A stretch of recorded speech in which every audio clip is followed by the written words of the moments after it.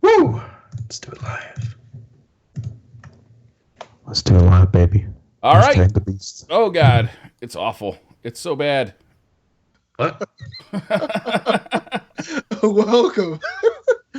All right, let's adjust this a little bit, and we'll adjust that a little bit. I wish I could see what you see, Brian. There we go.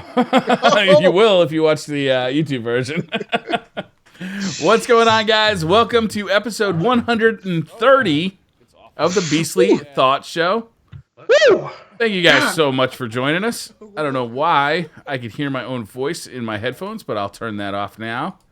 And I think we're good. I'm actually really excited for this show because, I'm really excited to hear what Robbie's got to say about Titanfall. It's a game I bought, but I haven't played yet. I was actually thinking about playing it today, but I just ran out of time. And Beastly, you got the PS4 VR headset, so I'm looking forward to hearing what you got to say about that. Yeah. So why don't we start off? With Robbie? Robbie, what have you been playing this week? I know you're going to talk about Titanfall. I'm looking forward to hearing about it. Go ahead.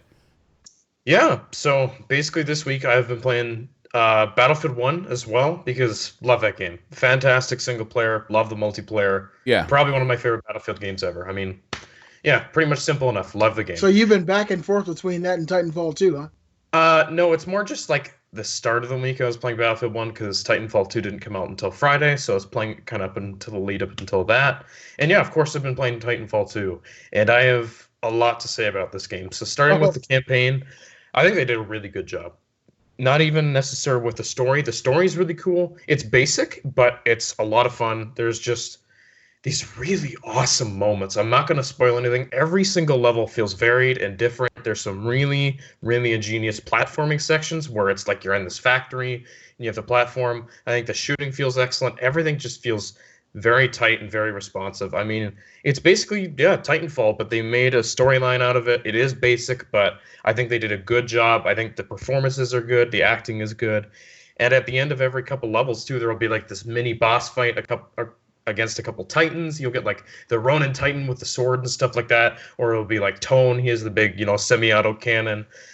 I mean, it's just a lot of fun. Basically, the campaign is like just so fun to play through. That's what's really been hooking me, and there are some really interesting mechanics they bring into it. Apparently, when they were developing the campaign, what they were doing is they were taking a bunch of kind of small ideas, right?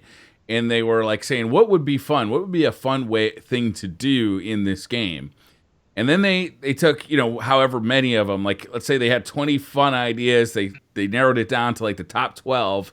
And then they basically designed the campaign around those ideas as opposed to, having the story all laid out and then trying to fit gameplay in. They took the gameplay that they thought would be fun and then made a story to fit around that gameplay, which is a really interesting way to do it. Yeah. I've heard the campaign. It's fantastic. It's like the story is so cool, too, because you play as the same pilot the entire game, Jack Cooper, and he's assigned to his Titan BT-7274. I remember the name correctly. Wow, Robbie. And I miss being 14. I couldn't remember that shit. Yeah.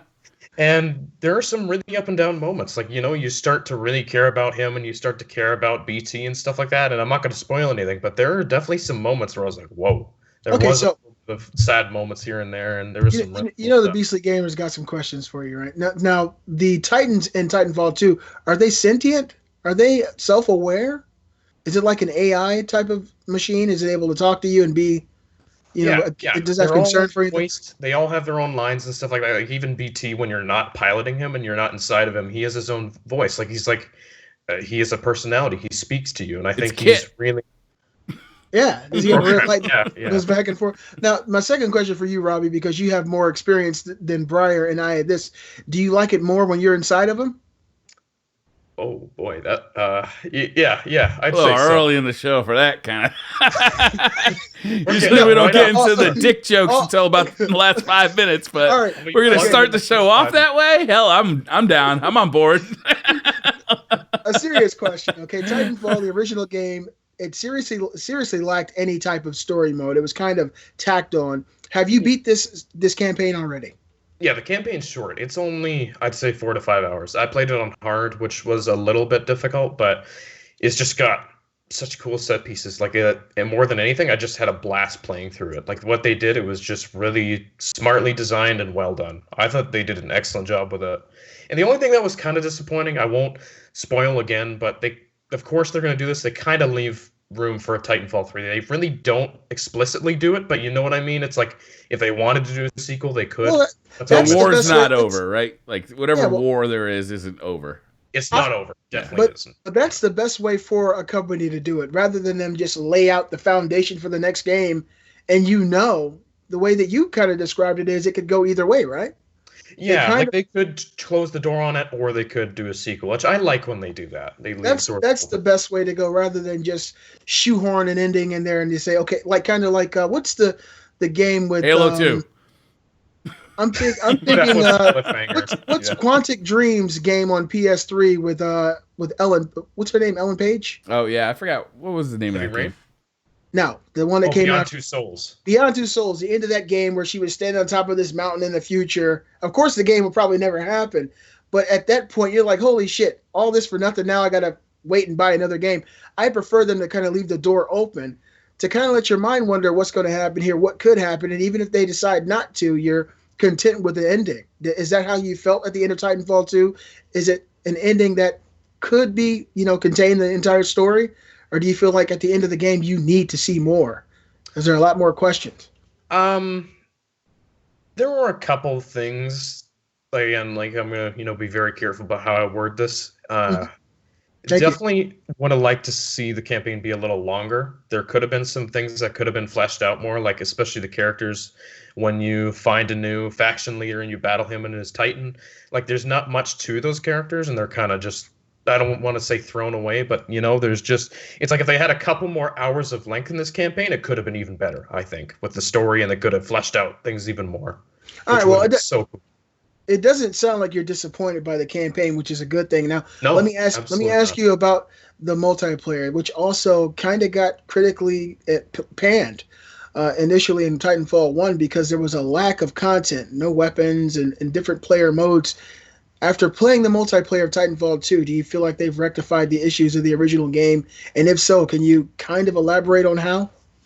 100%. I think they have definitely fixed that. Like, right, it's basically Titanfall 1's multiplayer with more added on, more modes.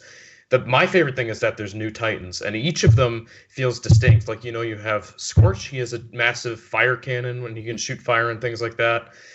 There's like Tone, who has a semi-auto millimeter cannon, things like that. Wildstar, which has like a sniper rifle that you can charge up and do massive damage. Like each of the Titans feels varied, and they have their own unique abilities, which I love. I think they improved on that a ton. Like the Titans feel like they have their own personalities this time around.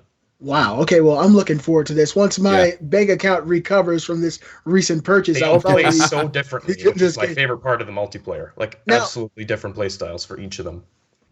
Another question, because you guys know how I am. I got question after question.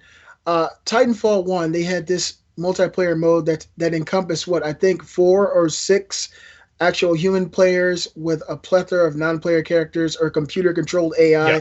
Is it the same thing, or can you play against other humans without the AI? Have they changed any of that, or are there different modes? Because I know the original Titanfall added modes that allowed you to just be human versus human later on down the line. Yes, so most of the modes in the game do have players, Titans, and AI, so you get all three of those. There is a couple modes, like of course there's Last Titan Standing, which is mainly like a search and destroy type mode, but you're in your Titan the whole time, try and kill the enemy Titans to win. There's Pilots versus Pilots, which is just humans. There's no Titans and there's no AI. Like it's just basic like Call of Duty multiplayer, I'd describe it. Just exactly like that. Okay. Yeah. So there's a bit of everything. So is this a game that you're excited about, Briar? Is this oh God, I love Titanfall. I can't wait to get into Titanfall too. Yeah, I was planning. So I made a scheduling error. Well, I didn't make a scheduling error. I just made a mistake in my own head. I thought I was supposed to do a charity stream this weekend. I thought it was on Saturday. It was on Sunday. My goal was to actually stream Titanfall all day today. Like that was the goal. Right. I was just gonna wake up and start streaming Titanfall 2 all day. But I had to do that charity stream. Not that I had to do it. I wanted to do it, but. So I'm really looking forward to getting into it. I might play a little bit tonight just to wet my whistle on it a little bit before I do a stream on it. But yeah, I can't wait. Everything I've read, everything that I've heard about this game says, like, this is a way better version of Titanfall. It's got a campaign. The campaign is super fun. The multiplayer is even better than it was in Titanfall 1, which I liked the multiplayer in Titanfall 1 a lot. It feels good. It looks good. It's going to get an upgrade for the PS Pro, which is really exciting. So there's not a downside to this game that I've seen yet. I've seen people run it on PC. It looks phenomenal. I've seen people run it on Xbox One and PS4. It looks phenomenal. It plays really well. Like, the frame rate's very smooth. Yeah. Yes, that's another thing. Like I'm just down. I am down. I was late to the Titanfall party, and I know, Briar, you were a huge proponent of the game before I got it. I remember watching you doing your comparisons to the original Xbox 360, Xbox One, just all into Titanfall. Mm-hmm. When I finally got my hands on it, the thing that kind of surprised me the most was how well it controlled. And it was really the first-person shooter that I played that allowed you to run on walls and this new mobility. I'm looking forward to playing this, especially getting in early as I can. Yeah. Because I was really, really late to the original Titanfall party. I ended up getting my Xbox One, maybe a year after the Xbox One launch. So yeah, same. It shouldn't be too long for me. I'm thinking maybe within the next month or so, I'll go ahead and pick that up. Kate actually alerted me this morning. She said, Titanfall 2 is out, while she was playing PlayStation VR. So I'm looking at the wall. I'm looking at the TV, and my pregnant wife, spinning around the living room talking about Titanfall 2, and I'm thinking Wife about of the year, man. Yeah, it's weird. Wife These Friday releases, all of a sudden, like, it seems like every game comes out on Friday now. Like, it was Tuesday for the longest time, and now Friday. Friday's the big day. They finally figured out payday, Brian. You know what I think it actually is they're not that concerned. It used to be the Tuesday release was because of shipping. Right? It's like that's when they could reliably get it to stores. Was for Tuesdays. Now they don't really give a shit about retail. So let's get it out for the weekend when everybody has time to play. Yeah, and payday. Payday is often on Fridays. All right, Beastly. Speaking of payday, you're gonna be looking forward to your next one. You got that right. You're really depending on it. Yeah. You know, we're eating ice water with ice cubes and ramen noodles tonight, but hey, we got VR. Yeah. So I went on and got PlayStation VR this Wednesday, and it was on payday, believe it or not. And my wife, I was at my office, and my wife was sending me pictures of her holding the box. Mm-hmm. And I wanted to walk out of the office and scream I quit. I was so excited to get home. And feeling a little sick. Yeah. So I think I got to take this day off all of a sudden. I'm sorry, guys. Actually, I did leave that day. I left early on Wednesday because I went in early on Wednesday because I knew Wednesday I was getting it. So I got off like 2.5 hours early. So I was really excited to get home and play this thing. Took a few minutes to set it up. Finally set it up, put it on, and God, I was totally amazed. I wrote my review, my early impressions for PlayStation VR today. And to sum it up, it's really, really hard to sum it up in words, exactly how immersive this experience is. If you're a PlayStation 4 owner and you have the expendable income and the extra cash and you want something different, something that's going to really put you in a game, PlayStation VR is imperative. It's something you have to try. You have to buy if you want to have the new stuff, if you want to have something that's amazing. And when I say amazing, don't take that lightly. The experiences I've had at this point are unlike any experience I've ever had in gaming. And I've been gaming, for 30 years. And this is truly the dream that we've had since we were young, since Briar and I were kids. The idea of actually, inserting ourselves. Too. I'm still a kid, though, I guess. Yeah, I mean, once they invented fire, I mean, this was the next big thing for us. Yeah. I mean, and 10,000 years ago, man, the cavemen were like, I can't wait for virtual reality 10,000 years from now. Let me just say, when we were young, things like Tron, that encompassed for us what VR was, or playing Punch-Out in the arcade and seeing the wireframe of Little Mac. In our mind, that's what VR was, and we had to, mentally put ourselves into that frame. Now you can actually do it. I got PlayStation VR. I waited for about a day until I started buying games because I wanted to play through the demos to see what was actually available. And man, some of these experiences really, really blew my mind. All right, before you get to the games, I want to ask you a couple of questions about the helmet, like the actual hardware. It comes with like that little add-on box for your PS4, and then it's got the helmet. What did you think of the headset itself? Did you, was it? I was pleasantly surprised. It doesn't feel like, an Xbox Elite controller or anything, but it does feel sturdy enough. It doesn't feel like it's going to break. I have a big head, and I have brothers with heads bigger than mine, and so they all came over. It was like a train of giant heads coming through the house, and we those gorilla noggins. You got that right, and we were stretching this thing out, putting it on these big ass biscuits over the whole weekend. What? And it lasted, and it worked fine, and everybody had plenty of time to kind of fully articulate it and get their focus just right and get into these worlds. I was actually pretty impressed with it. I never felt like it was pressure on my face, which is what you would expect, I guess, from a VR helmet. You would think that something's kind of pushing on your face, but the way that it's made, it goes right around. And see, I have a hook in the back of my head. I was born with one. It got bigger as I got bigger, but it kind of fits perfectly on my head, and you're able to kind of pull out the visor and kind of position it just how you need it to be. It blocks out all light, and it really makes you feel like you're in these experiences. I thought the helmet was fine. The improved earbuds also helped quite a bit. Yeah, they're not bad, right? Not bad. Yeah, I was really shocked. Some little I light. expected, you mentioned pressure. I expected it to feel like wearing goggles, right? Like ski goggles or a scuba mask. But really, the pressure's kind of on your forehead. Right here. Yeah. Yeah, and you can really forget about it, to be honest with you. It's like, it's very comfortable. Yeah, I was really surprised. And see, when I played it months ago, I went to the GameStop and took my wife, and we sat down and enjoyed it. I didn't really get a chance, and the girl put it on my head, didn't know what the hell she was doing. She probably never saw a head like mine before, so the visuals are really, she didn't. You said forehead, I got an 8 head, but it was really hard for me to fully get, the focus right where I needed it to be. And so bringing it home, my big question was, is my head too much for this headset? And it wasn't. I actually figured it out. It works really, really well. If you're having a hot day, you're going to have to take them off and, use some wet wipes to clean the lens, because if you sweat, if it's warm, it's going to get foggy inside that thing. But damn it. That's true. It does. Yeah, it does. Know. Yeah, my older brother, he almost shit himself yesterday with the kitchen demo. And when he took it off, there was tears coming down his eyes and sweat and blood coming down the helmet. And I had to wipe it off because he was done. Whoa. My older brother, he's a big muscle-bound buffoon, but it's amazing how a VR demo can turn you into a straight-up bitch. And I saw this with my entire family. The man who taught me to be a man was screaming like Turns a little out he's girl. a little bitch, too. You got that right. Sorry, Dad. Family little bitches.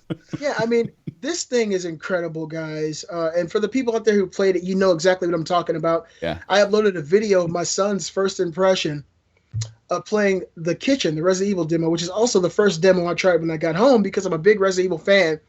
I was totally taken aback by the depth of the what you can see. It's not like looking at a static image. No. You're sitting there, and like the first thing I did, there was a chair across from me, and I like repositioned my head, and I could see the area behind the chair actually changing as it would in real life. And I was like, this is unbelievable. It doesn't translate into words like what you're seeing. Really do it. Like you can't, I mean, it really is like being there. Yeah, you got to see it. It's so incredible. And one thing I noticed is when you're watching it on the screen and you put the helmet on, what you're seeing is totally different. In the helmet, it actually looks better than what you've seen on the TV. Yeah, it looks If you don't believe me, try it with Resident Evil. It's totally different. The games I played blew my mind. Battlezone, Rush of Blood, Until Dawn, Rush of Blood, which is one of my favorite games. What'd you think? Okay, so you started off with Battlezone. What'd you think of Battlezone? I really enjoyed it. I only played the demo though. I haven't bought the full game yet. I didn't buy the game either. Battlezone is one of the best feeling games because some of these games will make you sick as shit. All right, and Briar, you were telling me that last week. Yeah. Battlezone was one that I put on and I couldn't believe it. It felt so smooth because of the way the tanks. It's a tank game where you go out into these very colorful cell shaded type of environments, and you're fighting these computer controlled AI bots. Yeah. And it just feels really good. It controls the way that you would expect this type of game to control, but you're sitting inside this huge cockpit and you're looking around inside. You can see what kind of ammunition you got. You can see where your feet go. That is all cool, man. Like that is, I instead of having like a HUD, like you have in like every first person shooter, I love being able to look at like a display on my console. Like whether I'm in a driving game, looking at a real speedometer, or looking over at the side view mirrors, or looking at the ammo counter. I love that. I love the feeling of being in the cockpit. Let me just tell you this. I've always told you guys for years now that I'm not a fan of driving simulators. I'm buying Drive Club VR. Yeah, it's pretty fun, man. Now, that game can also get you with the motion sickness, though, if you stay in it too long. And so the very first time I tried it, nothing went wrong. I got into the car, didn't have a top, had side mirrors. I'm looking in the mirrors. I'm looking as I'm driving past buildings. I'm feeling like there's wind blowing in my face. It seems so realistic. But when you are driving it, I didn't really understand last week when you said that once you're actually playing the game, the resolution takes a major hit. Yeah. It does. In Drive Club, you could be like, is this Drive Club or is this something on Sega Saturn? I mean, but the fact that you're actually in there and you're experiencing it like this is really a testament to the technology. Yeah. Dream, it's like the dream for me is being able to look around a corner and bring the car to it. Like that is, to me, that's how real driving feels. Like you don't look straight over the steering wheel when you're driving. You look at where you want to be going and you bring the car to that position. You know? And it felt like real driving. And my son, when he tried it, he's 15. He's getting ready to start learning to drive. Yeah. He said, "Dad, this must be what real driving feels like." I said, "Yeah, but you don't use a controller, son." Yeah, and you're going about 100 miles an hour slower. It's a lot different. Yeah, It blew my mind the fact that they were able to do this. And the thing is, right, this is the first generation of this technology. Mm-hmm. This is the first generation of PlayStation VR. And if we look at, if history is any indication of what we're going to get by the end of this console generation or the PlayStation 4 life cycle, it's going to be dramatically different. All right. And so, tell me more about the games you play, because I want to talk about the games, because now I finally got somebody to talk about these games with. Okay. So let's go through the games, right? We already talked about Battlezone. I love Battlezone too. It's so smooth and fluid and fun. I'm definitely buying that game, by the way. Did you try out Eve Valkyrie? Yeah, well, Eve Valkyrie, that was the game I tried initially in a demonstration. Mm-hmm. I played it a couple of times here. It feels just as great as it always did. I just wish the demo was a little bit longer. Mm-hmm. I didn't buy that game. Okay. That was not a game I bought. And so I played it. It feels great. I'm wanting to play more of it. Yeah. But the multiplayer is fun in that. Yeah, that's the thing, right? I really want to get that. I ended up buying Batman Arkham VR. Mm-hmm. What'd you think of that? It's awesome. Really? The thing I didn't know that you had to basically teleport around to do things. Yeah. My initial thoughts were that you could actually walk around because it's made by Rocksteady. You would think that it has some similarity to the real Batman games, but basically you go to particular crime scenes or you go to investigate detective style, and there's all these things for you to interact with. And then once you do that, you use your grappling hook and grapple out of there, and basically it's a teleport. Yeah. It does feel pretty awesome looking in the mirror, seeing Batman. Yeah, that does feel cool. And standing on top of these buildings and feeling like Batman. And, I was looking at Kate. She was Batman. She thought it was the best thing ever. The Batarang feels really good in that. Yeah. Like throwing that feels good. But it was boring just standing. I felt like I was just standing around. It was boring. That's really the thing. Initially, I didn't know that was the case. The whole experience of actually embodying Batman is exciting. Who hasn't wanted to be Batman? You finally got an opportunity to do it. I just wish it was implemented in a more interactive way rather than you teleport here, you're scanning this, you're watching this shit play out, and then you got to figure out what's going on. I haven't gotten too far into the game. Mm-hmm. What I've seen so far, it is a nice showpiece for people who want to see new VR. I just want to see where this kind of technology goes. Yeah. I want to see where this technology goes. Sorry, I was yawning when I said that. I want to see where this technology goes in the future. Yeah. I also bought Until Dawn, Rush of Blood. Yeah, what'd you think of that? That's probably the most fun I've had so far. As far as any of the games I played, it looks beautiful. I didn't get motion sickness at all. Mm-hmm. There were a couple of times I did get a little motion sickness, but I think it was almost intended. Like there's a couple of because you're on a roller coaster the whole time, and there's a couple of like woof, and it's like I felt like whoa. Yeah. You better be good with roller coasters. Last night, my older brother Joe came by, and that was one of the games he played, and he was just really smitten with the whole idea of the move control. My dad, 61 years old, kicking ass on Rush of Blood. He was dogging him too, and he said, "Wow, son, this is finally a game that I can play." Mm-hmm. And so it was really awesome. But I watched my brother go down a roller coaster in Until Dawn last night, and it was the funniest thing in the world. Because he got up on his tiptoes, he's on a chair, he was on his tiptoes and leaned forward and he jumped back. And I'm sitting from the side watching him just cracking up laughing. It's really, really incredible. I streamed that entire game, Beastly, and I actually went back and watched a couple of parts that from what I remembered, were pretty memorable. And there's like parts where you're doing this to like avoid stuff that's coming at you. The blades, yeah. But also like the scares. Like there's a couple of jump scares in that. It's not a scary game, but there's a couple of jump scares that really kind of got to me because like that shit is. It feels like that shit is right in your face. It's not like a movie screen, right? It's right here. Yeah. Well, the one demo that I played that really embodied that sense of actually being there and being teleported out of reality into a different place was the kitchen. Yeah. The Resident Evil kitchen demo, when you actually sit in there and you're in that chair and you look down, you see your arms. You know, you're holding the controller, but your hands are tied. Yeah. And wherever you move is actually articulated in the game. And you can actually see your shoulders fully rendered in the game. And your legs are there. And you're looking around. And all this stuff is happening. I'm not going to spoil for people who haven't experienced it. But I got the holy shit. And I haven't uploaded this video yet. I got scared so bad in this game that by the time I took it off, man, there was tears coming down my face. I was done. Yeah. And that whole sense of actually being there and feeling so helpless is, I think, going to really translate well into the final game. I don't know if they're going to do it like this, where you sit in a particular place. Yeah, I don't know, because that game is like, there's another demo out there that's just, you know, a standard controller on a TV game, right? So, like, how much of this game is going to be VR and how much of it is going to be just regular, like a regular game? I hope that a majority of it's regular game. I mean, I would prefer if you're able to walk around and enjoy it in VR. Who knows if that's what they're going to do. If they're not going to do it that way, I would prefer just to keep it kind of the traditional demo that we got rather than to sit in one spot and figure out what's going on. But one of the funniest things ever happened to me last night. My older brother, he's a year and a half older than I am. He's a muscle-bound maniac. Big muscle-bound guy. Jacked. 240 pounds. He was sitting in my living room, you know, in this chair, playing this game for the very first time. And there's a particular section in this demonstration where this creature, this woman, comes up to you and she gets ready to stab you. Yeah. And she stabs you in the leg.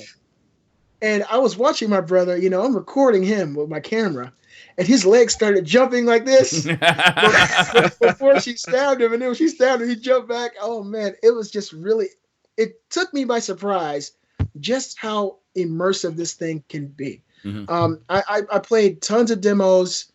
Did you check out the London Heist? Yes, and then that's the game that scared my dad. My dad's another big jack guy.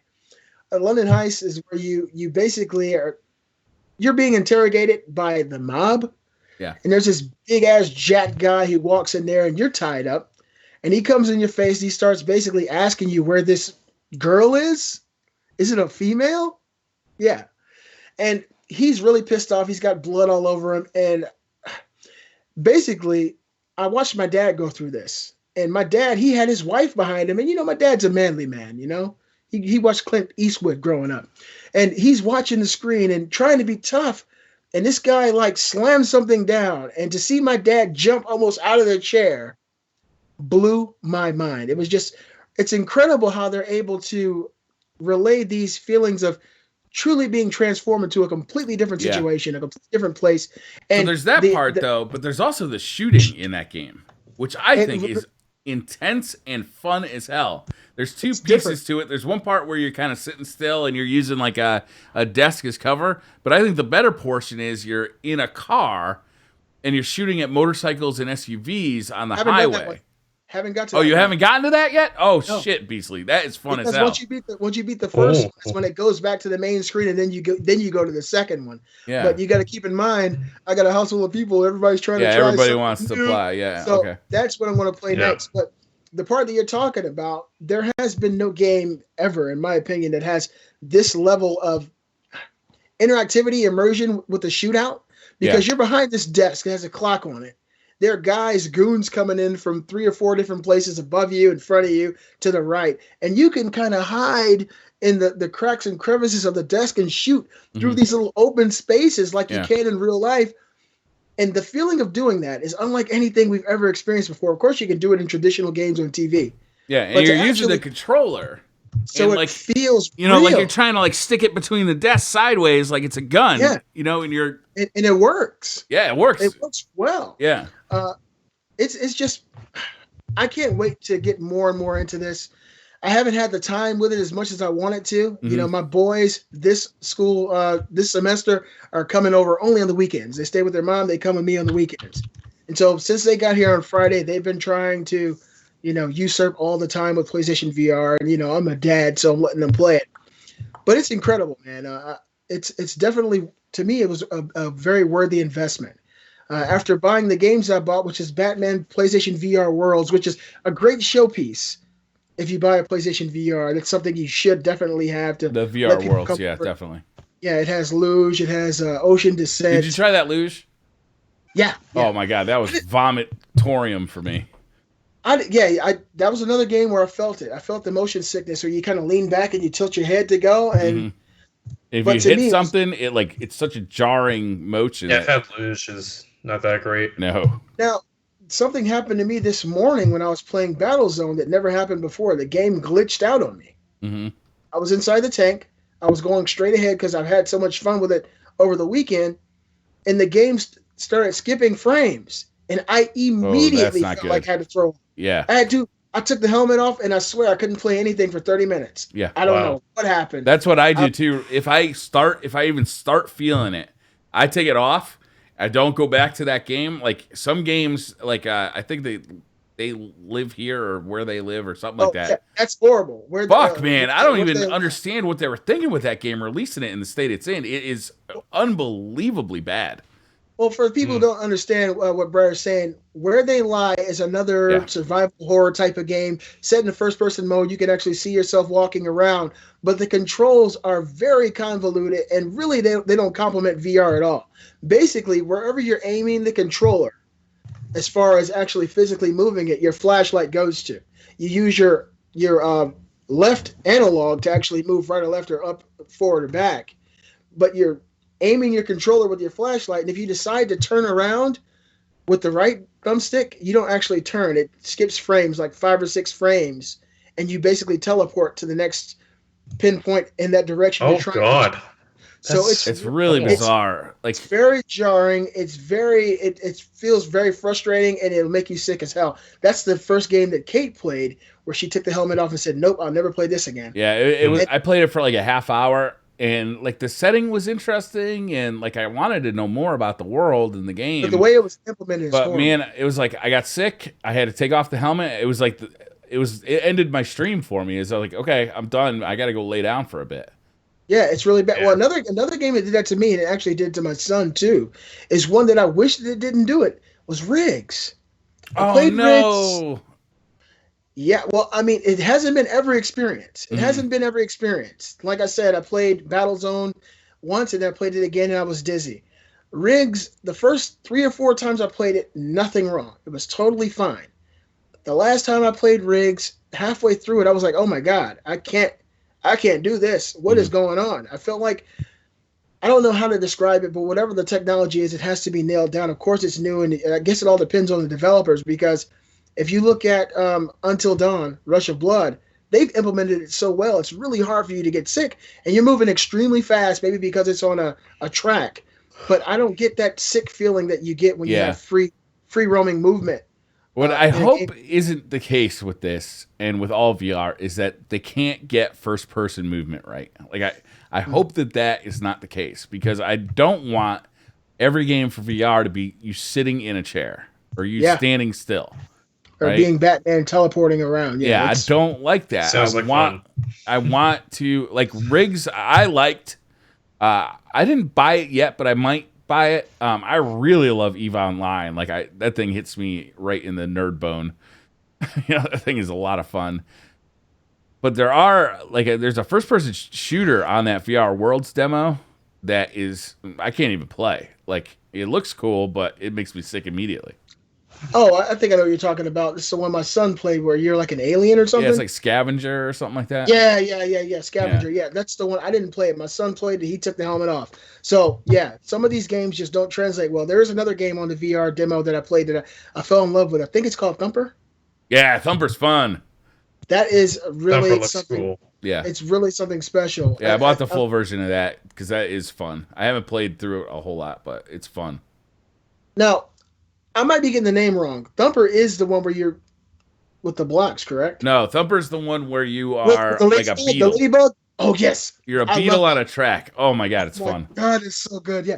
I played that for the first time yesterday, Briar. Mm-hmm. And the people around me were like, Dad, is this? It looks boring. I was like, shut the fuck up. Yeah, This it's is not. incredible. Yeah. Oh yeah, Gary's in the chat too. He's making sure we mentioned Playroom VR. Did you check that out? No, I haven't. Oh God, Beastly, check that out. It's just this one little level of like a 3D Mario World style game, and it is unreal, like how good it is. Really? Yeah, it's just one level. It's like imagine just like one little stage at it, and it's the first stage, so it's not even like a long, complicated stage. It is amazing. It's free too. Playroom VR. Are you talking about Mario? Are you talking about Mario, like Mario 64 type of Mario? Yeah, or? like a Mario 64 style Really? of game. Yeah. You're that little robot guy? Yeah, you're like the little white robots from Playroom. Now, this is what I'll say, right? I'm so damn happy that I bought this thing because now I don't have to worry about buying it again. Yeah. And Who's now- got a dog barking in the background? I only have cats. But I don't have a dog. Yeah. I don't know what she fed him. I mean, the cat's sleeping on the bed. Are you? I don't hear a dog. Are you sure it's not your dogs, Briar? What the hell? Who let the dogs out? Who? Robbie, seriously? Yeah. Seriously. Briar, who let the dogs out? Because we don't have dogs. Robbie, you have a dog, don't you? You have a cat. It's a cat. Yeah. All right. Yeah. I don't have a dog, Briar. What's going on? Brian, it's just you going crazy. It's the age. What is going on here? What? I don't hear no dog. Look at his eyes, Robbie. Look at Ask him. the chat if dog. Because I don't know. Look at Briar's eyes. He's really hearing it. He's hearing Briar's Briar's hearing something. it. This is awesome. I have no idea where that's coming from. Maybe it's VR, Briar. I don't know. I'm looking to see if like Discord is open and it's like somebody at Discord like with a dog barking. I have no idea what's going on here. Oh, the only thing open here is Skype. That's it for me. Wow. Awesome. Weird. Anyway. But it makes me feel really good to know that the multitude of hundreds of dollars is spent because a lot of these games on PlayStation VR are pretty damn cheap. I don't know exactly the name of the game because for some reason I had it at the start of the show and then I thought Thumper at the last minute. But there's a game, I think it's only $20, where you're sitting at like this round table and this little robot flies in and starts talking to you. And basically you got to stack these blocks. Oh, right. Yeah. I haven't played that game yet. It's like a 3D Tetris, right? Briar, it is so amazing.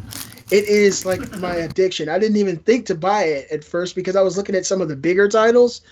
But it's definitely on my list. And also a game that we love here, and even my little 6-year-old who had to stand on the ottoman to play, is Job Simulator. Man, insane. Ooh. That's the one that my wife has been playing quite a bit. It's just crazy fun. It works really well. And it's a VR experience that you can actually walk around in a kind of an open space and do things in. It's not like you're just sitting there. You actually can turn around, take a few steps, and do this. Come on back, bring stuff. It's just really, really crazy. PlayStation VR is incredible. And I know it's definitely a financial decision. If you're living at home with your parents, it costs more than, modern systems. But if you're able to get it, I think that probably within the next year it'll pay for itself as far as entertainment value. It's really awesome. I'm happy I got it. And until I'm able to recoup that ramen noodles chicken flavor in the Beastly. Woo! Yeah. Ramen is good. I love ramen. I'd come over. Yeah. All right, so I think Briar's still hearing the dogs. Yeah, what the hell is that coming from? Hitman in the chat says it's probably VR dogs. I mean, This is awesome because, the funny thing is, right, I'm looking at Briar's face and you can tell he's really, really confused as to where the fuck Briar's he's like going. freaked out by this. Yeah, you look like you just want to figure out what it is. It's all in his eyes. He's like, what the fuck is happening? Look at him. I have no idea where this noise is coming from, but I can hear people talking and I can hear a dog. I heard it once too. Chat hear it? I don't know. I asked them. I don't think anyone said they could hear. Hold on, let me see. I heard it. I think I heard it once. Yeah, I don't know what. I heard a dog bark. Oh shit! Somebody's hacked into you, Briar. I have no idea what it is. That is so weird. That is bizarre. Wow. I can't figure out where it's coming from. Beastly Thoughts brought to you by Anonymous. Ruff, ruff. All right. So Yeah, they're saying they hear it loudly. That's it. Yeah. The chat hears it loudly? Yeah. Really? People saying they can hear it. I don't hear a dog. What is going on? I think I heard it like once. I heard a dog bark once. All right, everybody be quiet. Everybody be quiet.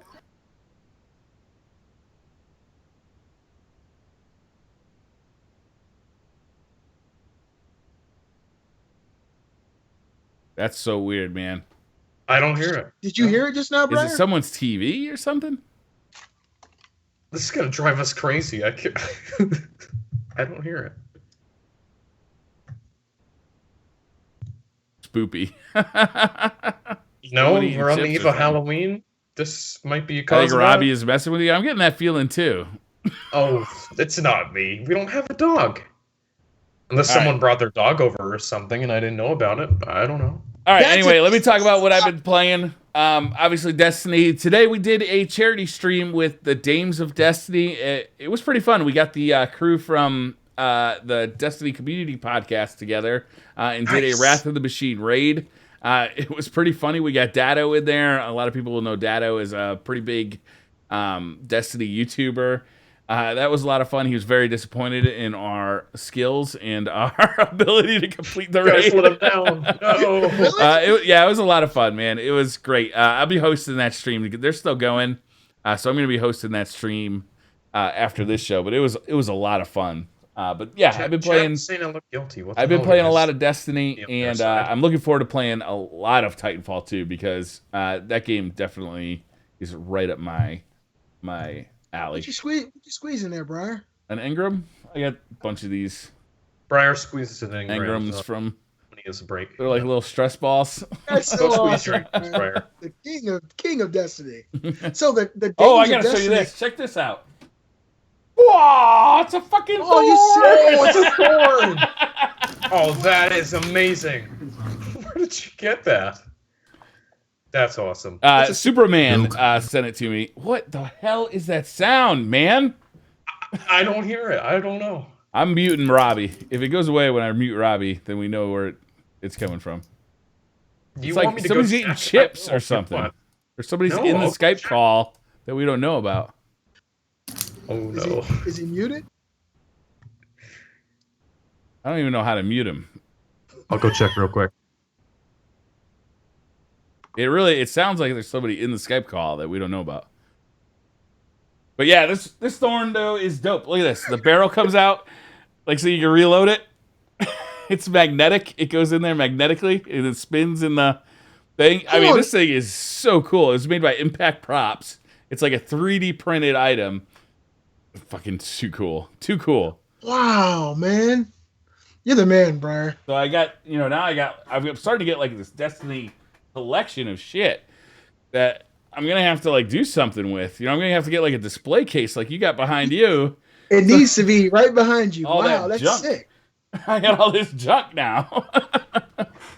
Well, behind me is pretty much a bunch of junk too. I like junk. Right. I got my lady Deadpool. She's got lots of junk in the trunk. Yeah. That's the kind of stuff I like. That's a nearly naked woman, plastic sized. I can confirm there are no dogs in our house. And what was that about a naked woman? All right, so we got some news. Let's hear it. What was that? This is a very good show. Get us started, Robbie. What? Get us started with some news, man. Damn it. Sorry. Okay. Enough dog conspiracies, too. Let's move on. All right. On to the news, guys. So, first piece of news this week. Nintendo Switch will not be backwards compatible with Wii U or 3DS games. A Nintendo representative has confirmed this week. Oh. Come on. I'm not surprised by this. Are you guys? No, how are they going to make it DS? How is it going to be DS compatible? It doesn't have dual screens. Compatible. That makes no sense. Yeah. Well, I'm thinking that they probably could make a compromise with 3DS games and give you the option of just playing with just a top screen, possibly, on some games, being that it's a cartridge-based system. But in my opinion, it's time to move on from that shit. I really don't want to play a new Nintendo console with 3DS graphics. It's so old at this point. It's so dated. My cell phone is a few years old. It looks better than the 3DS on any day. I want Nintendo to step, as I used to say 20 years ago, step into the 90s. Shit. Yeah. So yes, I'm really that old. Right? I was born in the 90s. Jeez. Wow. Yeah, so I want to see Briar's going to go shoot a dog. Yeah, but he's going to poison it with thorn. Yeah. So I think that Damage over time. I think Nintendo Switch should carve out its own niche. Now, if Nintendo's able to, somehow create their own new PlayStation Network / Xbox Live service that allows you to pay $50 a year for a ton of backwards compatible games from the Nintendo, Super Nintendo, Nintendo 64, GameCube, and possibly Wii on that, and you pay $50 a year, and maybe you get a few hundred games. That would make the Nintendo Switch even more consumer friendly. That is a brilliant idea. And I'm wondering if all the people who bought the old games for like the Wii U are gonna have to rebuy them again for the Switch. The Switch. I would hope not. That would suck. They had to if they bought the Wii. If they bought them on the Wii on the Virtual Console, they had to rebuy them on the Wii U. It was cheaper to rebuy them, but they had to do it. I have a feeling you're probably going to have to. Something tells me like this is just a whole new device. I think they're moving completely away from. That's bullshit. You know that, right? Because it's all running on an emulator. Yeah, it sucks, but I bet they're going to do it. That's real fucked. That's real fucked. Like, Right. That's real fucked. The person who gave me the whole idea, maybe close to a year ago, was you, Briar, of them. The possibility of Nintendo kind of adopting the same kind of service as Sony and Microsoft for a backwards compatibility catalog. That'd be awesome. Do you think there's a possibility they might do something like this? I don't know, man. They don't have a paid service. They're not that smart. If they had a paid service, I would pay it, man. If I had access to any Nintendo game, like from Wii back, hell yeah, that'd be awesome. Even if I didn't subscribe to it 12 months or a year, like even if I just said, I wouldn't mind playing like, some Castlevania 2. Oh, man. Like, all right, I'll subscribe this month. And while I'm there, I bought the whole month. Maybe I'll play a little Mega Man 2 as well. And maybe I'll play a little Super Mario 3. I haven't played that game in forever. Hey, Super Mario 3 was fun. I haven't played Super Mario World in a long time. Yeah. Man. Man, that'd be so good. That'd be so good. That would be so good. Well, I think they'd be, especially now with the kind of the way that these premium services have littered the landscape when it comes to home consoles. I think Nintendo would be incredibly stupid not to implement something like this when they see that gamers everybody's willing to pay. Everybody's paying for this. Half of PlayStation 4 owners have PlayStation Plus. So that's money on the table. Like everyone would buy this if there was a subscription service. Everyone would buy it. This is all you need to know. Absolutely. Last year, PlayStation Network by itself made more money than Nintendo as a complete company. Mm-hmm. So PSN made more money than Nintendo, and we're talking about just the network service alone. So Nintendo's got to be looking at that and saying, "Wow, if we get outdone by a network service, we're getting screwed. Yep. We're just leaving it there. We need to implement some way to get people more value for Nintendo service." And obviously, people are willing to pay for it. I'd pay for it. If Nintendo did something like that, I'd pay $100 a year. I would. If come on, GameCube, Wii, Super Nintendo, Nintendo 64, Nintendo, Game Boy. Come on, imagine that. I'm buying this thing regardless, right? Because I'm a nerd, and Nintendo makes a new thing, I buy it. That's just how that's how it's gone since forever. And then I don't play it for 5 years until Nintendo comes out with a new thing, and I buy that and don't play that for 5 years. Same here. But I'm really hoping that this thing is good and that Nintendo makes some smart decisions here. If they could do a pay-to-play service that has their entire back catalog on it, oh my God. Yeah. How much would you pay for that? How much would you pay for it? I swear I'd pay $100 a year. I would. Wow. I would. I pay $50 a year right now for 2 games a month for PlayStation Network. If it really was their entire back catalog, I think I would pay $100 too. I absolutely would. And that's got to include, like all the services that we've gotten used to from Xbox Live and PSN, right? It's got to include like a couple of free games a month. It's got to include, online play with real matchmaking, not this fucking crazy ass like Nintendo code bullshit. Like it's got to be a real online network. But like I'm looking at people play the Skyrim Special Edition right now. I've been watching a little bit of that on Twitch, and I'm thinking to myself, do I want to buy this? Because I could buy it for my PS4 and then remote play it with the PS Vita, or do I want to wait until the Switch comes out and play it there? It'd just be so much easier to play it on the Switch. PS Vita is cool, like remote play is cool, but there's a lot of lag associated with it, and it can be kind of frustrating. And that combat system is a little janky anyway. So like adding like, a half a second input lag to it could be a real nightmare. I don't know, man. Like I'm really thinking about it. Well, for me, there's a lot more draw and a lot more attention for me on what the Switch is going to be when it comes to these cartridges. There's rumors, of course, there's been a lot of rumors about this thing, and a majority of them have turned out to be true, that these things are 60 gigabyte cartridges. With new technology, up-to-date technology, what can be done with a 60 gigabyte cartridge? It's probably going to be just as good as what we see on Blu-ray with half the load time. I want to see just how far they can push the graphics processor of this thing. And, basically, if we saw Skyrim, or basically the way that the games look on the Switch in that trailer, which, of course, was pre-rendered, if they even come close to that, this thing is going to be incredible, in my opinion. Yeah. And it's Nintendo's games, a lot of people are upset that this thing isn't going to be as powerful as a PS4. But Nintendo's games don't require a lot of power. Nope, they don't. What they focus on is like the beauty of the game. It'd be nice if it had the power of a PS4 Pro or an Xbox Scorpio so that it could get third-party games. Probably not, I don't think that's going to happen. I think third-party isn't going to happen on this thing, just like it hasn't happened for years on Nintendo consoles. But when it comes to stuff that is single-player, stuff like Mario, stuff like Zelda, like it's just so fucking compelling being able to get a little sick of sitting on this couch. I'm just gonna pick this thing up, go lie in bed for a little bit. It's a nice day out. I'll play out on the deck for a little while. Awesome, yeah, man. I got a long wait at the DMV. I'll play a little Zelda while I'm there. Like that is super compelling, and in a way that the Vita never has really worked out for me. It's like I'd love to be able to, I'd love to play a little Destiny from bed, but it just doesn't work. It just doesn't work. But this would work, right? Mm-hmm. Yeah. I love the idea. I hope it works. I hope they do some kind of subscription service for their back catalog too, because it's the fucking holy grail of back catalogs. And another thing to think about, though, Briar, is like when you said that this thing won't be able to compete with PlayStation and Xbox when it comes to graphics, Nintendo, the way that they produce their games has always been very, very pristine. Graphically, one of the best looking games of this generation was Mario Kart on the Wii U. I mean, when you look at that game, it looks as good as PlayStation 4 and Xbox One games, and it doesn't even come close to the same power. Nintendo, the way that their production values and quality that goes into their games is really second to none. So I'm excited to see what they do as far as the first parties as well. Now, you did mention Skyrim. Our next little bit of news. Bethesda has announced this week that the company will no longer send out early review copies of its games to any media outlets prior to 24 hours of the release date.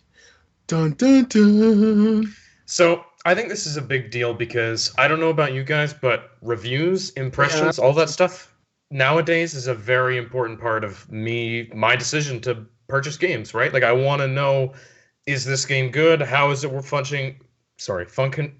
I'm having trouble. You say functioning sorry on day one. Did he just say and fucking? Reviews are a big part of He that. said fucking. I think he did. I think he just said fucking. I did not. On air, live. Canada. Let me finish. Yeah, so anyways, but I think you guys would agree though, right? Like reviews, impressions, all that stuff is very important to me because this console generation, there's been something about it where there's just not as much trust between consumers and publishers based on early releases of games. We want to see how are they functioning on day one, what is the multiplayer like and all that. And I think reviews have been an important part of that, and not having these early review copies is taking a whole stab at that. Robbie, I would agree with you in most situations, right? But in this situation, I don't know if I can. Because when you look at the pedigree of Bethesda games, for the most part, they're pretty stand-up games. They're usually made very well. They get pretty high reviews. Now, if Hello Games if Hello Games made the same announcement, that would be a horrible, horrible announcement. Because when you look at No Man's Sky, they're like, hey, look, we're not going to release any early preview copies until 24 hours before the game is released. Nobody would buy the game. Everybody would automatically say, well, I know this game is going to fucking suck. Yo, Beasley, Fallout 4. Yeah. Bethesda made Fallout 4. You're telling me you don't want to see a review of that game before you buy it?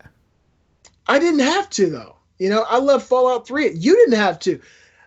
We all should bought have. the game. Yeah. Maybe, right? But then again, it's still subjective, Briar. Even though I didn't play all the way through Fallout 4 because there was myriad other games that were pulling my attention away, it still embodied the same things I loved about Fallout 3. Maybe to a fault. Maybe it was too similar to yes. Maybe it was too similar to Fallout 3, but it still embodied everything about Fallout 3 that I love, and it did add some things. So I don't think it was a terrible game, and it was definitely It wasn't a terrible game. It was definitely worth $60. It wasn't like we got sold short. Just with the degree of content alone, it was worth $60. And for people who love Fallout 3, those are the people who were excited about Fallout 4, and they got more of Fallout 3 and a better graphical design with more to do. So I guess it's all subjective. Some people think Fallout 4 was game of the year.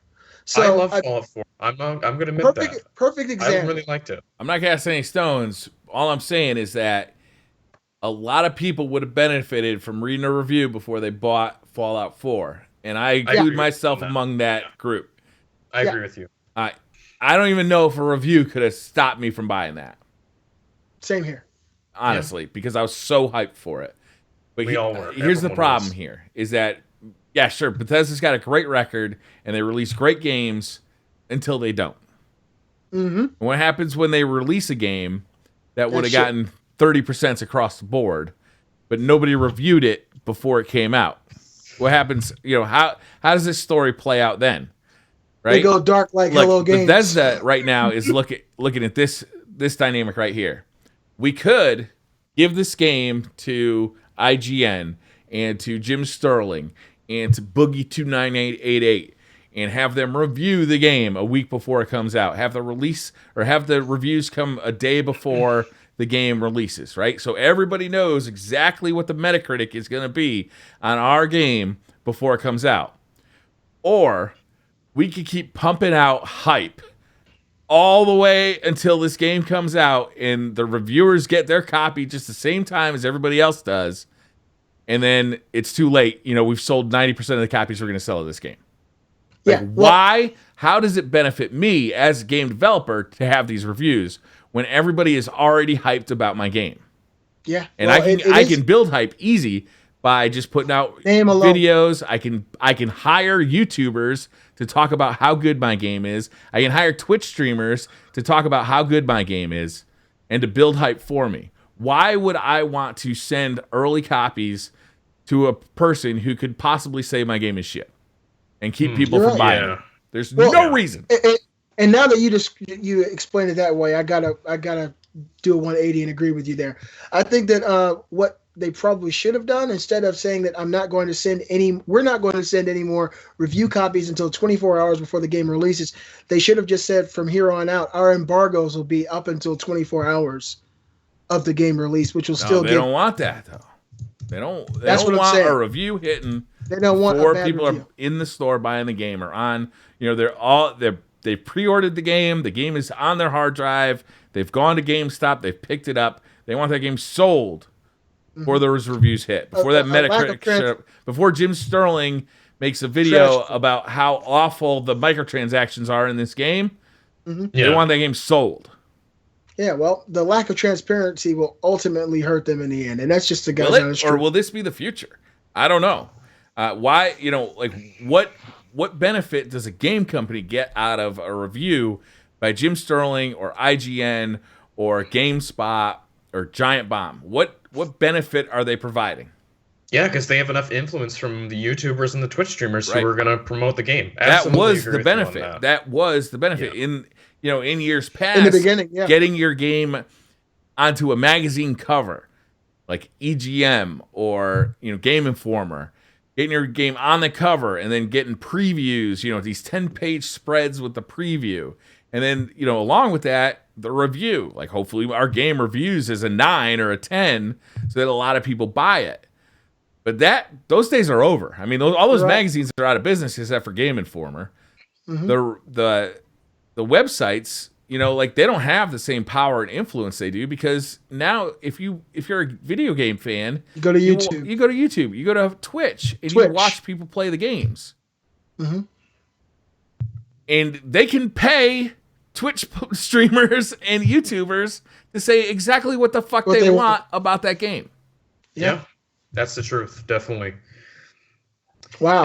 And I think in the past too, I think reviews had a lot different impression of games than they do now. Robbie, the thing has just changed. Are you doing this every time you make a point? I'm sorry, it's a habit. I gotta stop. Yeah. Maybe we gotta handcuff his hands behind his. He keeps hitting the keyboard. That's not the solution. No, that is the solution. I'm calling your mother. I'm gonna have her tie you up. I'm gonna call her right now.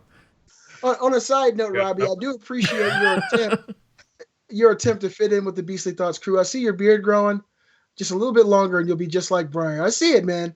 At first, I thought you like cut the hair from under your arms and super glued it there, but I see what you're doing. Real beard hair. Good stuff. All right, so moving on, continuing on with our Beastly Thoughts news, the long in development Uncharted movie has a new developer once again, as Sean Levy is now set to direct the upcoming film based on the video game series. IMDb Sean Levy. Let's see what we got here. All right. So previous projects have been Real Steel, which I've heard is actually a pretty good movie. I've never seen it. It was a good movie. Night of the Museum, trash. Night of the Museum 2, trash. They're kind of stupid. Yeah. Last Man Standing, the TV series, Arrival. That's coming out later this year. Alexander the Terrible, Horrible, No Good, Very Bad, Gay. Great book. I'm not seeing anything here like that. Pink Panther 2, The Rocker. Oh, I love Pink Panther though. That movie's so funny. Cheaper by the Dozen 2. Oh man. Never mind. Yeah, so I mean, that doesn't change the fact. Like, have you guys ever been excited about this movie? Because I'm not. Oh. And I love Uncharted. I never have cared about this movie. This is ultimately what's going to happen when they create these films that put a human face with a character that's not real. Angelina Jolie, Tomb Raider. If something goes wrong in this film, it's going to tarnish what that game has been because it's part of the canon. I mean, Naughty Dog has made these games. They've been amazing games. They told incredible stories. They've got amazing set pieces. If a movie comes out that tries to embody this whole series or part of the series, it's going to really fuck up the lineage of the game. And I like where your head's at, man. If you got another story to tell, make another fucking game. Yeah. I mean, that's what they're doing. They do that right. Look at the history of video game movies translated to film. It's been horrible. It's been really, really bad. I do think Assassin's Creed looks like it has potential. It could be good. I'm going to go see it with my friend. Hopefully, I really like the actor they have as the main guy. Fassbender, yeah, he's really good. But that movie's gonna suck. Let's be honest. Briar, come on! It's a video game movie. The first good one. We already know it's gonna suck. It might be the good one.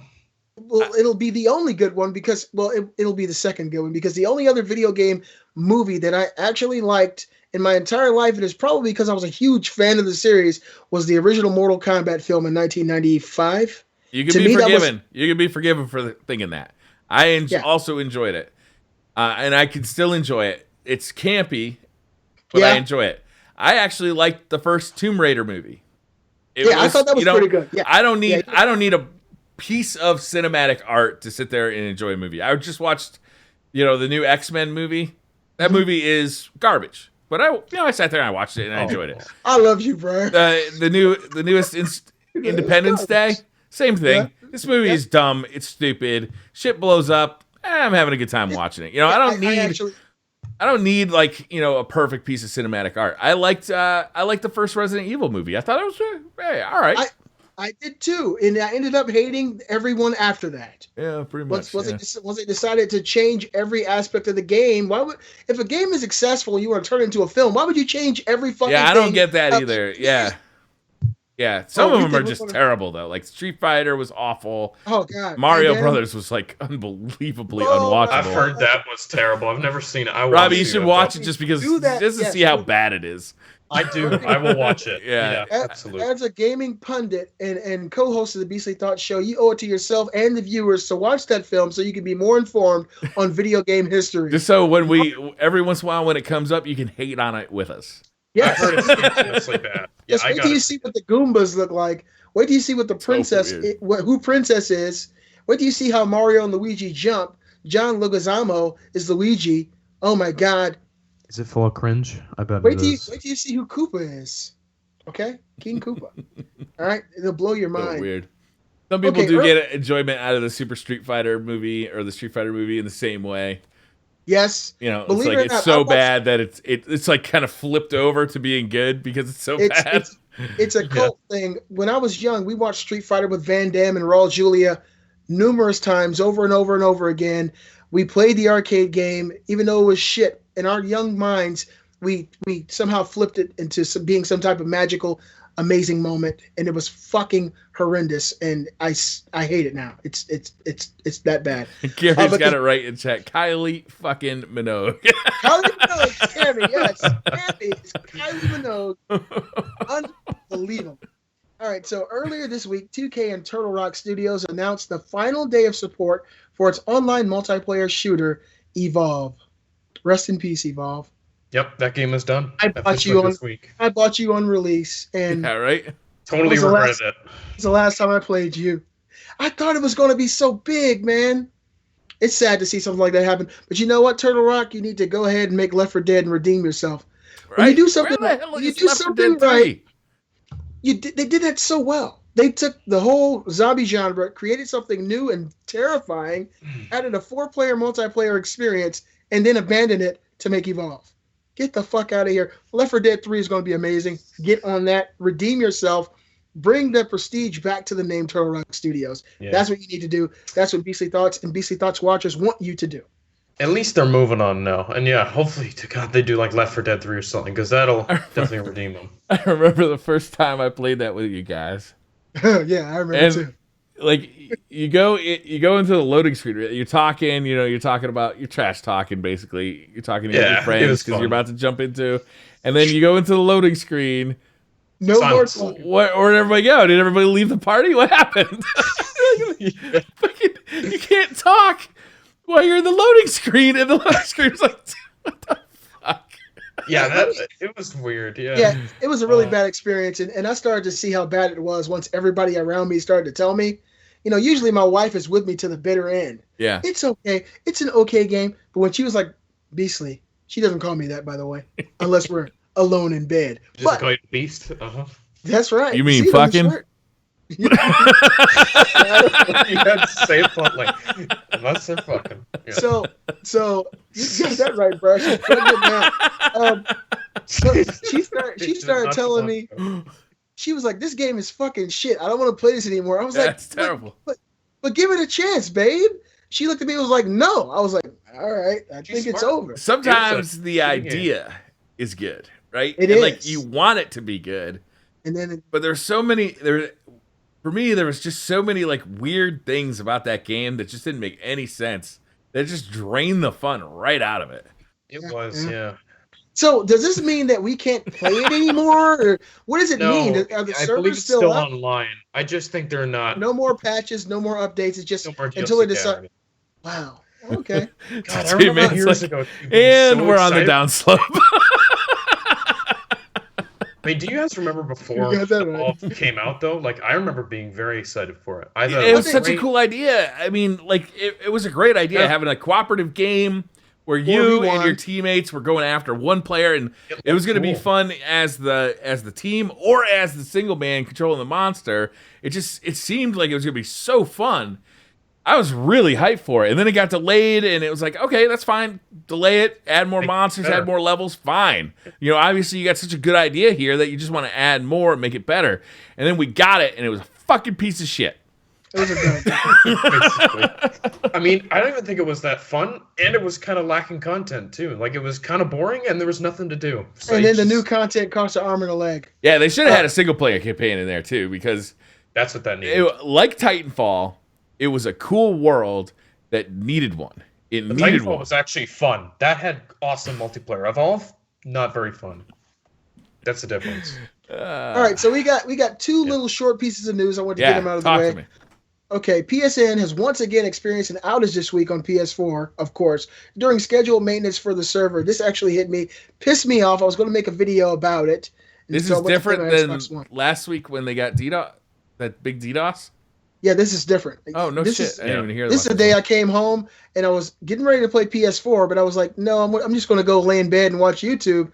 I came back here, turned on my PS3, couldn't sign in to watch YouTube, and I was fucking pissed. I just turned on my iPad and went to sleep. Fucking PlayStation. But yeah, that's pretty much the norm now. And the last little bit of news, Nintendo is... One little tidbit.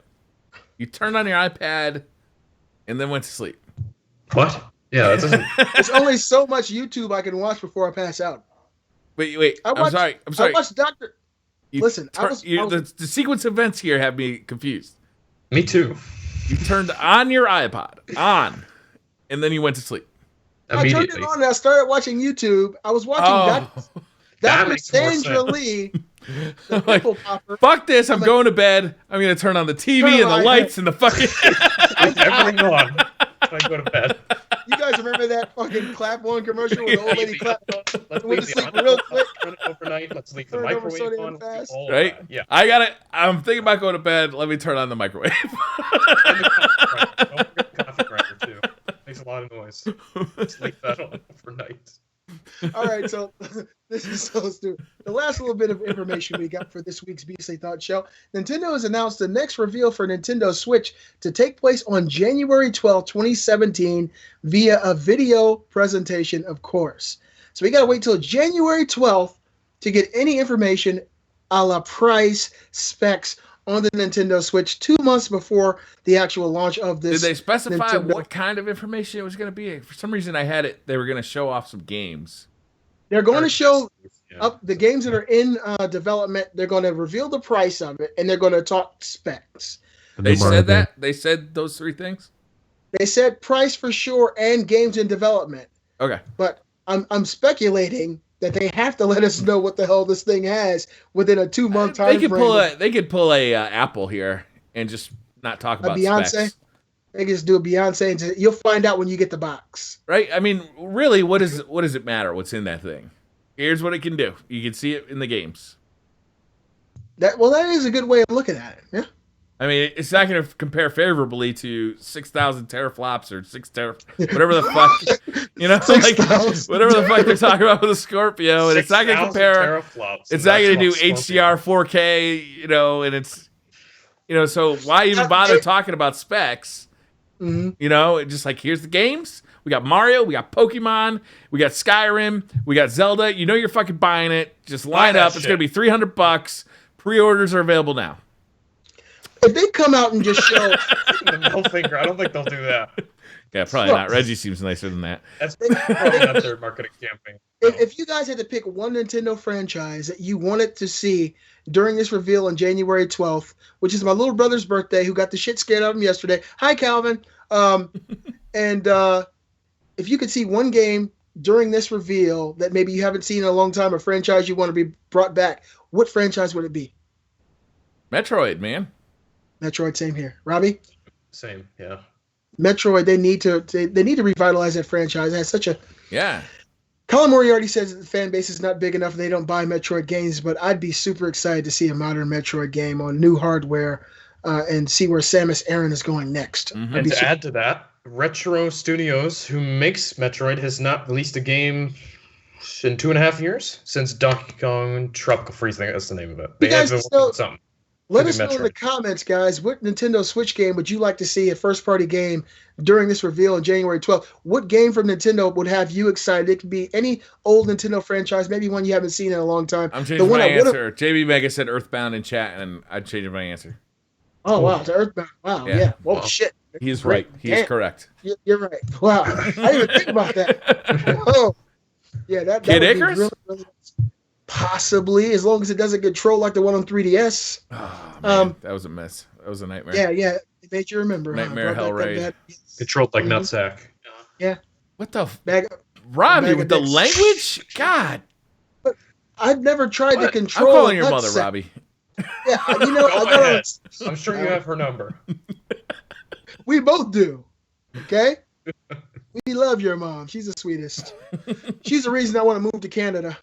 Oh, you guys should, because the. And speaking of moving to Canada, I voted yesterday, guys. I stood in line for 2 hours and cast my vote. Good. I think that's important to vote, though. That's good.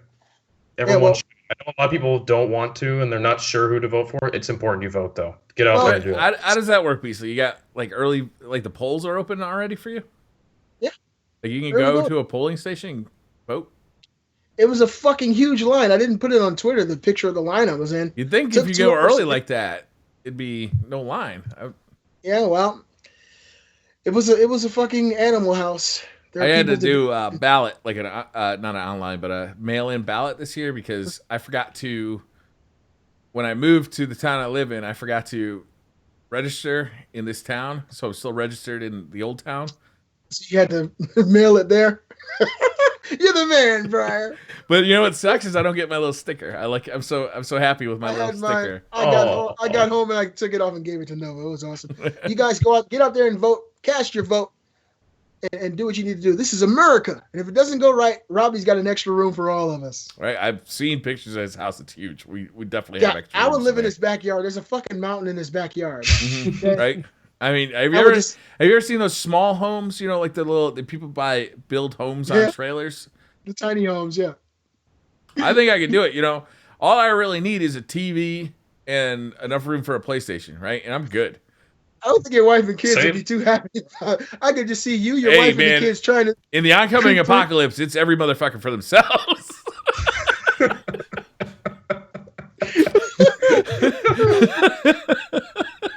I remember that, Briar. That's awesome. BC Thoughts, making better men day by day. Thank you. I mean, as far as I'm concerned, either way this thing turns out, we're fucked. We're fucked, yeah. The apocalypse is coming catch sooner me than we in the thought. woods with a slingshot hunting rabbits in a couple of months, guys. Come to Canada. Things are good here. I played The Last of Us before. I can do that shit. Right? Don't give him a bow and arrow. That shit's OP. Mm-hmm. Mr. Rabbit, yes. Dropping bitch bombs in the middle of the wood. Yeah. Right?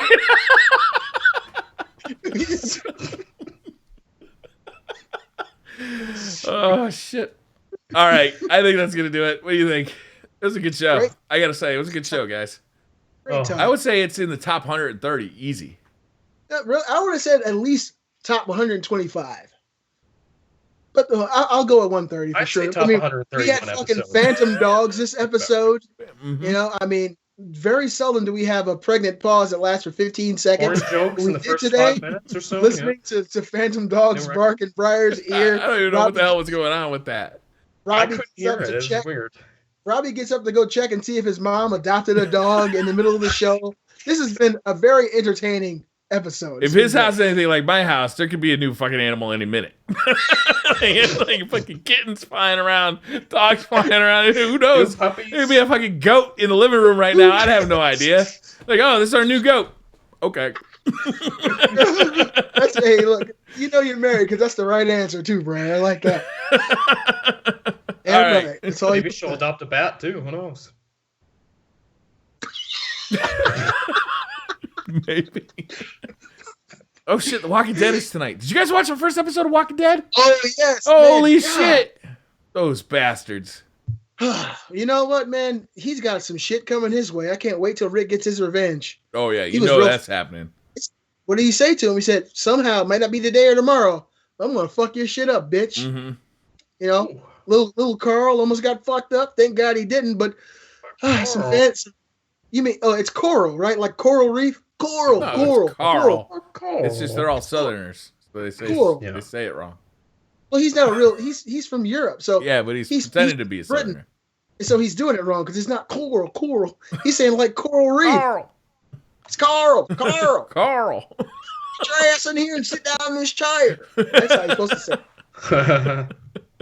That's real Southern. All right, now that we've pissed off the bottom half of this continent. Now it's an even better time to move here. Right. You guys better get your ass up. Yeah. You pissed off half the country. Like, book it up here quick. Boom! Done. Here, Half the country hates us. Bang! It's that easy. We're gonna get first, guys. I live in Georgia. I'm fucked. All right. At least I got a buffer. If I stop hearing from you, I know to start